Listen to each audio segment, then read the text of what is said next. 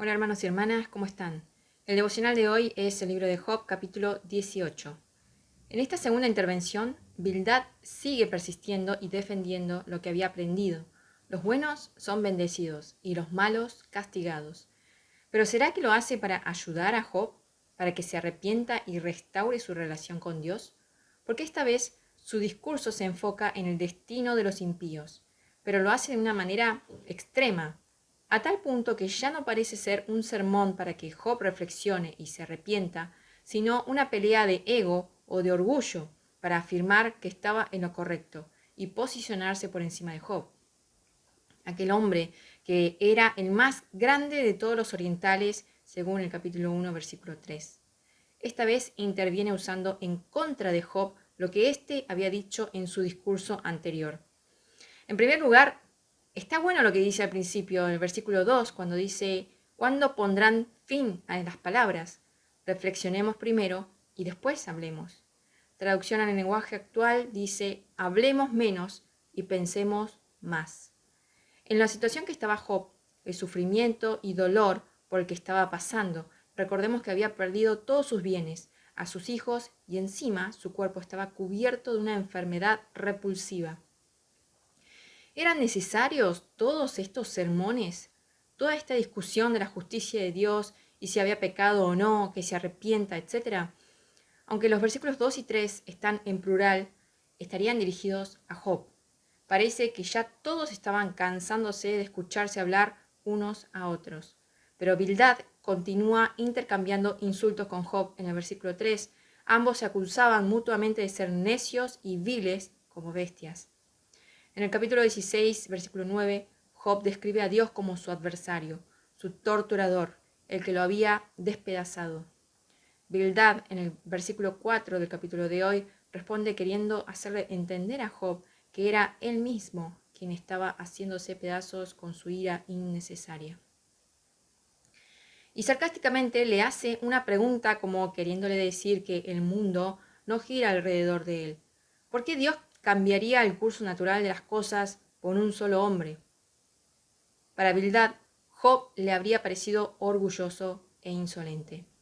Un poco que quiere hacerle ver que hay leyes que no se pueden cambiar en la vida, como las leyes de causa y efecto, insinuando nuevamente que él se había provocado su propia crisis con su pecado y negativa de arrepentimiento.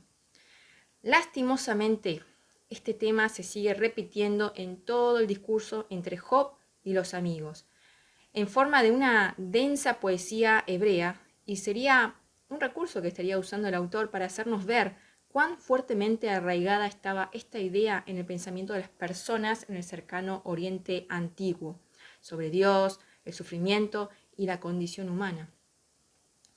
Así que, hermanos y hermanas, sé que es denso, pero hay mucho para aprender por medio del sufrimiento de Job, así que ánimos y sigamos. A partir del versículo 5, Bildad describe la vida de aflicciones y la muerte terrible como destino de los impíos, probablemente con la intención de que Job se diera cuenta de que se encontraba entre los impíos y para llevarlo al arrepentimiento. Pero lo hace de una manera tan extrema y cruel, usando ejemplos paralelos a la experiencia que estaba pasando Job. Por ejemplo, versículo 13, carcome parte de su piel, el primogénito de la muerte, refiriéndose a una enfermedad mortal. Job tenía su cuerpo cubierto de llagas malignas.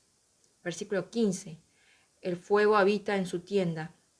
Parte de los bienes de Job habían sido consumidos con fuego de Dios que había caído del cielo. Versículo 19, no tendrá prole ni descendiente en su pueblo. Acá Bildad se fue no a la estratosfera, a otra galaxia en crueldad. Se metió con la pérdida de los hijos, con el dolor más fuerte que puede pasar el ser humano, que ni nombre tiene. Pero esto no le fue suficiente y fue más allá. En el versículo 20 menciona que todas las personas del mundo se horrorizarán y se espantarán al ver la condición de Job. Según el comentarista Andersen, Bildad enlista las cosas más temidas por un israelita en la vida y en la muerte, como las señales de rechazo de Dios.